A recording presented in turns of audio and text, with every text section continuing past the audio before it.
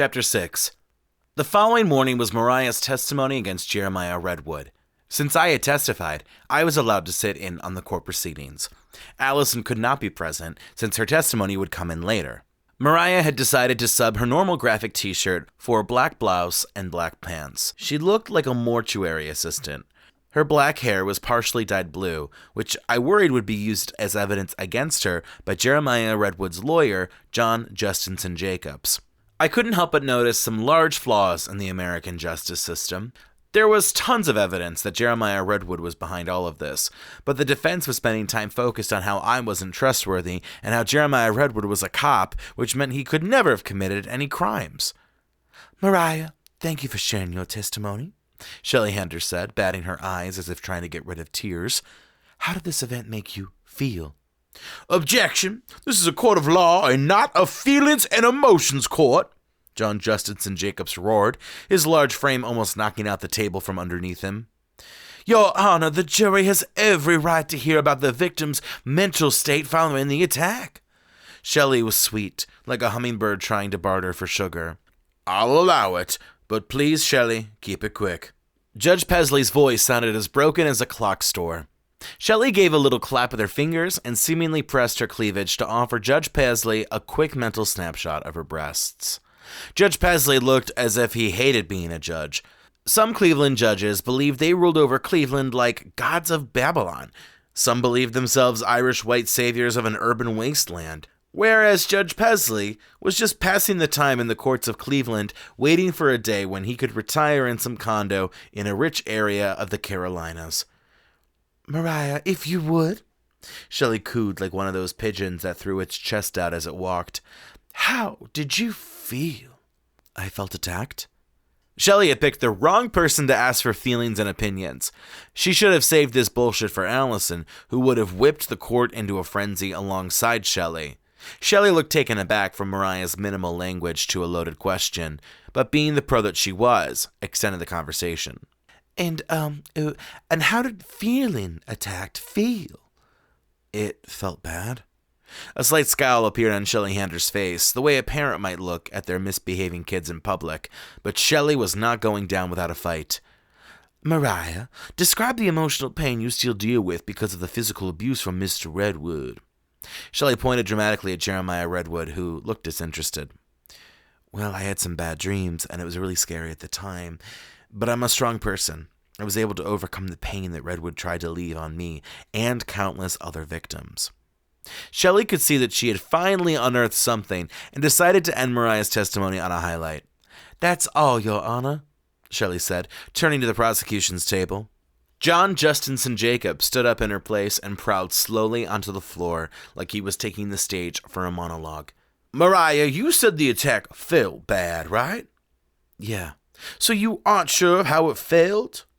"Huh?" Mariah deadpanned. "You said you felt. You didn't know?" "I don't know." "So you don't know that my client attacked you?" "I know Jeremiah did it." "You said you felt. You didn't know." "It was about my emotions." I could see Mariah getting worked up from this stupid game with John Justinson Jacobs. We all knew what Mariah had meant. But now, John Justinson Jacobs was going to drag Mariah through the mud for a word choice. But as the fighting continued, I wondered if maybe John Justinson Jacobs was trying to get a rise out of Mariah. My fears were soon confirmed. "Is it true, or is it true, that you have anger management issues?" John Justinson Jacobs pointed his chubby finger at Mariah, only inches away from her face. "I do not have anger management issues," Mariah screamed in a way that definitely didn't help her case of not having said issues. "Oh, sounds testy to me." "It's because I have a fat jerk up in my business trying to spread lies to get his clearly guilty sociopathic client off of a crime he committed." Shelley had been looking nervous, but appeared to enjoy Mariah's comeback. "I think I've made my point about this angry woman." Nothing angered Mariah more than being described as an angry woman. "And I made my point about you being a fat bitch." The whole courtroom gasped. Even Judge Pesley, who looked a bit checked out, stood up a bit straighter.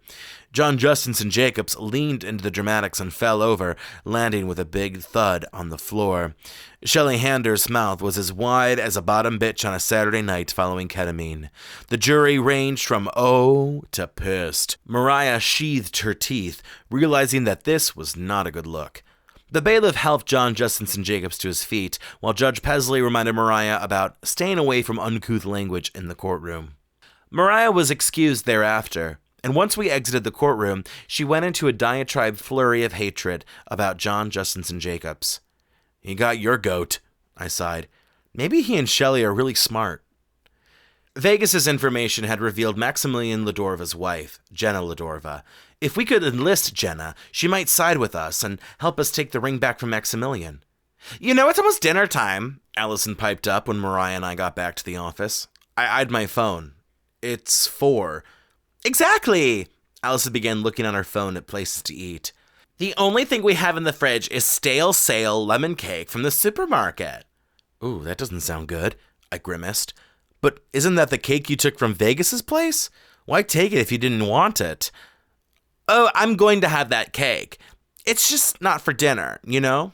Let me see if anyone else from the office wants to come. Maybe I can get someone to buy an appetizer for me." Alison left Mariah and I in our little annex section of the office. Moments later, Mariah turned to me like we were in a soap opera and I had just confessed some shocking news. "I forgot to ask. How was your little date with Jonah last night at the convention center?" "It was good. The drinks were included with the price of our week's admission. He's a really good guy." "I'm glad to hear. You haven't dated anyone in a long time." "I wouldn't say long," I rolled my eyes, "but it has been a minute." "That minute became a decade," Mariah snorted. "Did you finally make a connection?" "None worth exploring. I'm difficult." "You are." Mariah was tempted to lay into me but powered through. "So, have you kissed Jonah?" "No, I'm taking it cool." "But you're not cool." "I know, it's been a lot of effort on my part to at least attempt to be neutral." Alison arrived back. "Amber, Santiago, and Ryan are all down for some food. Why don't we go to Stampy's?" "That's a great idea," Mariah gasped. "After all, Maxamillion picked up Vegas right outside of Stampy's. Maybe he'll swing back around to swindle another sex worker." "Oh," Alison deflated slightly. "I was just excited for the potato options and the sides, but I'm glad we can count this as part of our work hours. That means I can take Friday off." Stampy's was a classic Cleveland diner in Shaker Heights, open around the clock and not too far from the office. A local celebrity chef had recently bought the place and had given it a bit of zhuzh with new seating, linoleum, and kitchen appliances. The prices had also seen a little climb, which had angered the locals. Nothing made Clevelanders more pissed than when diner food prices went up aggressively or when free parking became paid parking. There were borderline riots when the parking by the Westside Market went from a free experience to a paid one, and the market relented by making your first hour free. The 6 of us arrived in 6 cars, typical for Americans. We were sat down by a host who didn't appear bothered by where we sat. We eyed the menu and soon were greeted by our waitress, Sandra Volsek. "Hello." Sandra popped her gum like Britney Spears in a music video. "Are you here to apprehend me or something?" Sandra was a previous skip that Mariah, Alison, and I had captured because she had skipped her bond. Sandra looked displeased that she had to serve us. She wore a look which read, "Just try and apprehend me. I'll kick your asses with some pepper spray / stun gun / gun, bitches." I was confident she would like us by the end of our meal because I always overtip. "No, we're here to have a nice dinner." I batted my eyes a little, but Sandra seemed more unfazed than the Amish approached by free samples of vodka Red Bull. "What do you all want to drink?" 4 Diet Colas. I pointed to myself, Alison, Mariah, and Amber. I wasn't the smartest man, but I was pretty good at remembering drink orders. Santiago smoothly ordered a water, while Ryan went for a Sprat. Sandra stormed off to upset some of the other customers. Santiago pointed to Sandra, who was still eyeing our table even though she was talking with another table about their order. "It's never a good idea to visit a person that you've captured, especially her." "I'm watching her," Ryan eagerly followed up. "She really wants to spit in the drinks, you can tell." I don't know how one could tell whether someone wanted to spit into the drinks, but I figured Ryan was somewhat right. "Keep watching, and if she does, tell me which one she spat in," Alison growled. She was not going to let Sandra do any spitting. Don't tell Alison if that happens. She'll kill Sandra, I told Ryan, especially if the drink was her own. I began an internal repetitive chant, please don't spit, please don't spit. Yeah, had I known you guys had picked up a skip on staff here, I would have suggested literally anywhere else, Amber said, with a told-you-so hand movement. Well, fuck me for wanting potato options, Alison mumbled, referring to Stampy's multiple side dish options which featured potato. You could make the diner look pretty, but you still had to have 6 ways to serve a potato. Santiago and Ryan were relatively new hires at Lucky Bonds and Investigations. Santiago was tall, quiet, and looked like the cross between a bounty hunter, a cowboy, and a leather daddy. I didn't know much about Santiago. In fact, I think Santiago was a fake name he gave us because sometimes I'll call Santiago out by his name and it'll take a weird amount of time to respond. I had trained Santiago, but if anything, he had trained me. Apparently, he was taking cases by himself, which was the mark of a real investigator and bounty hunter. Since Mariah, Alison, and I worked together, one might argue that we're each 1/3 of a true professional. Ryan Mazzola had flipped a new leaf. When we had met him, he was a greasy guy who was dealing drugs and was going to be killed by Jeremiah Redwood. But hitting rock bottom had marked a change in Ryan, who dropped the nickname Smiley and began to work for us. Ryan was kind of like a puppy, very nice and playful, yet also respectable. He was working with Amber now as her new partner. When Alison first joined, she was partnered with Amber and was supposed to be helping Kathy with administrative duties. Due to Alison being Alison, both Amber and Kathy passed on her, and there was really only one place to put Alison at the time, which was with Mariah and me. So currently, the investigators and bounty officers of the office include the team of Mariah, Alison, and myself, the team of Amber and Ryan, and solo operatives Santiago and Jack Douhicky. There technically was another duo on staff, Dana and Sean. However, Dana had gone missing in Brazil, and Sean had been a bit MIA. Sean had been placed on hiatus and wasn't accepting cases. We knew Sean had a big secret crush on Dana, which probably was why Sean had taken it hard. We had reached out to Sean, to no avail. I hope he was doing okay. Sandra finally came back with our drinks, and the first thing I noticed was that they weren't completely full. At best, the glasses were 2/3 full. It was perhaps her subliminal way of telling us to fuck off, while still respecting that we were paying customers. After dumping the drinks in a method one might use to dump a pile of sand or mulch, Sandra stomped off. After Sandra had exited the hearing space, the complaints began. I think she took a sip of my drink. Amber held up her glass. I did see a small imprint of lipstick on Amber's glass, but I kept my mouth shut. We did need a controversy over a glass of soda. I eyed my glass, which looked a bit dingy, but then again, it was Stampy's Diner and not some expensive restaurant in the gentrified section of Cleveland. That glass might have been dingy from the jump. You could tell she put her mouth on mine. I smell perfume all over the cup. Alison squealed before gulping down half of the 2/3 filled drink. Alison held the cup and gasped, Oh my gosh, I just noticed there was lipstick on mine too! That's your lipstick. It's the same type. Mariah laughed. You use sexy scarlet and seductive mauve, and I can tell that it's sexy scarlet on that glass. Maybe Sandra has the same type of lipstick. Alison's reach was further than Virginia's original state boundary. I eyed Sandra from across the room. She's makeupless. My sprat is at the bottom of the tap, Ryan snapped. Dump it into that plant. I pointed to a plant on the windowsill. Ryan turned the glass over and showered the plant with watered-down soda. Upon offloading the beverage, we discovered the plant was fake. That was a genuine oopsie-doopsie. After more complaining in several minutes, Sandra plopped over toward the table. What do you all want? Sandra looked at us like we were invading the diner. We all ordered our slightly complicated and outrageous meals. All of the meals came with salads, and like true jerks, each of us picked a different dressing. In the end, Ryan held up his empty cup. Can I get some more sprat? I believe the sprat was at the bottom of the tap. Sandra looked as if she was tempted to throw the cup in Ryan's face, but she took the empty cup, collected the menus, and ran to the kitchen like an Olympic track runner. I love how today's special is that every meal comes with a complimentary salad. I sounded like an 8th grader sharing a secret. I know. Mariah showcased a rare moment of happiness. Their salads are really good here. They have fresh onions and tomatoes and homemade croutons. I felt like Mariah had purposely jinxed us, and we were doomed to have subpar salads. Homemade croutons? My nose snorted. I doubt they're homemade. How's the case with that sex worker going? Amber asked Mariah and I, which caused us both to sigh. Well, we are making some breakthroughs, Mariah told the table at large, as if hosting a reunion episode of a reality show. We went to see Vegas today and met her mother, Bambi. Turns out Bambi's also a sex worker. Gotta love a professional trade that runs through a family, Alison acknowledged. I kept the ball rolling. We found out that Maxamillion has a wife named Jenna, and that Vegas was rushed out of the house apparently because Jenna was home. At that moment, she left the ring, or Maxamillion purposely stole it. Vegas believed he had been looking at her ring a lot, which would hint that this was an intentional crime. We had some bad pound cake and some watery coffee, Alison added, as if those details were important.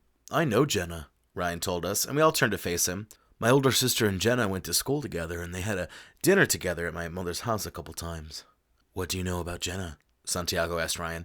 She's a hell of a beautiful girl, you know. She's a New York City 10 and a Cleveland 14. I haven't spoken to her much, but she's not that close to my sister anymore. But Jenna's always battled with depression. They got married at 22 because Jenna knew she had the looks to marry rich. Jenna's only 26, and the marriage has been on the rocks ever since. Maxamillion isn't good at having fidelity. He's cheated on Jenna left and right, and she can't get out of the marriage. He'll leave her in garbage, and I don't think she wants to go back to a life without luxury, so she just spends money and stays at home and pleases Maxamillion on the occasional request.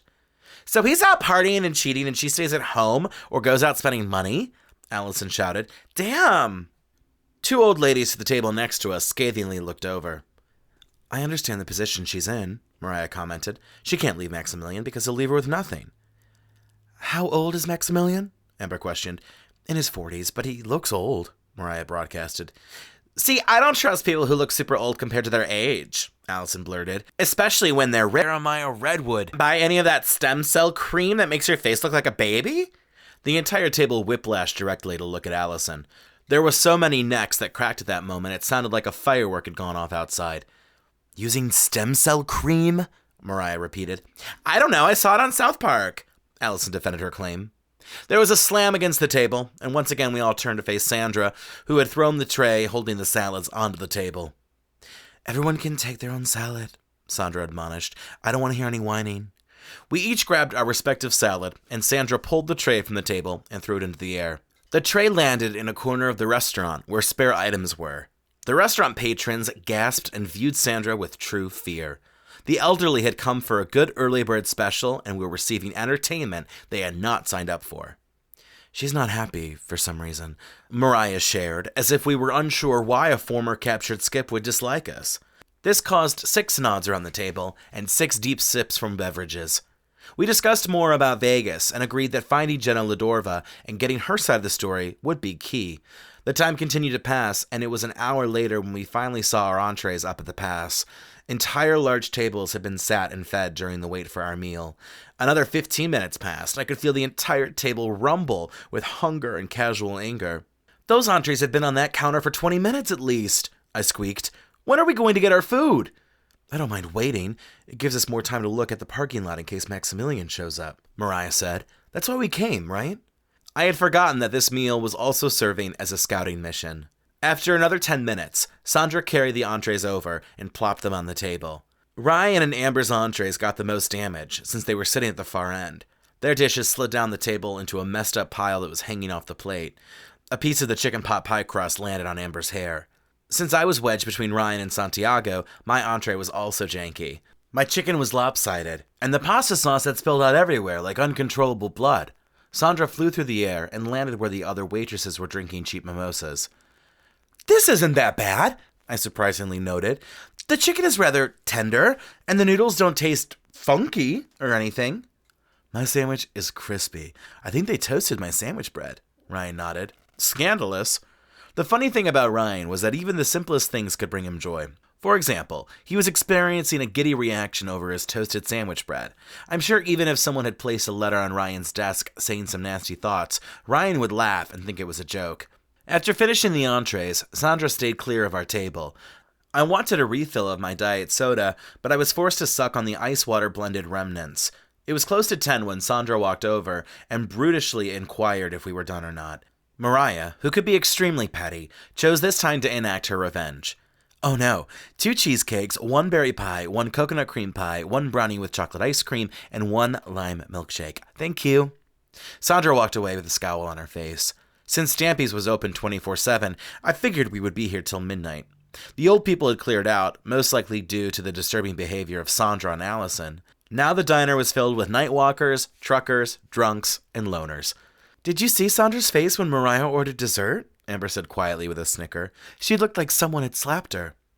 "It'll be at least an hour until we see that dessert," I realized. "I don't mind," Santiago shrugged, silently working on a puzzle book he often carried for such moments.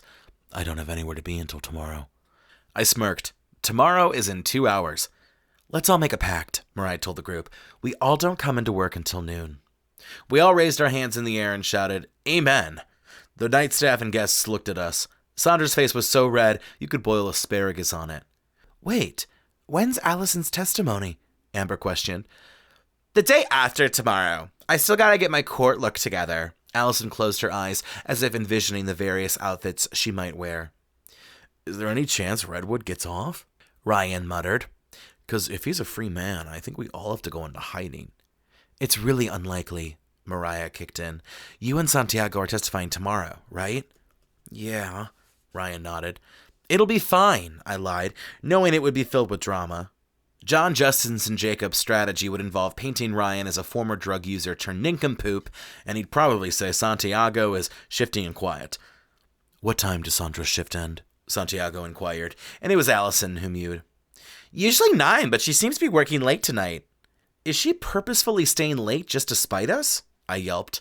"She must really hate us." We talked and kept a lookout on the parking lot. Vegas must have had either an appointment or a day off because she wasn't in the lot, and neither were any expensive cars that signaled Maxamillion. Dessert came at 11, and we ate those, and asked for the check, which took longer. After receiving some of the stalest mints from the bucket, we walked out of Stampy's around midnight. "I swear, she looked for the driest mint she could find," Amber sighed. "Remember, no one is going to work until noon." "How could I forget?" Mariah snorted. "I might not even come in till 12:30.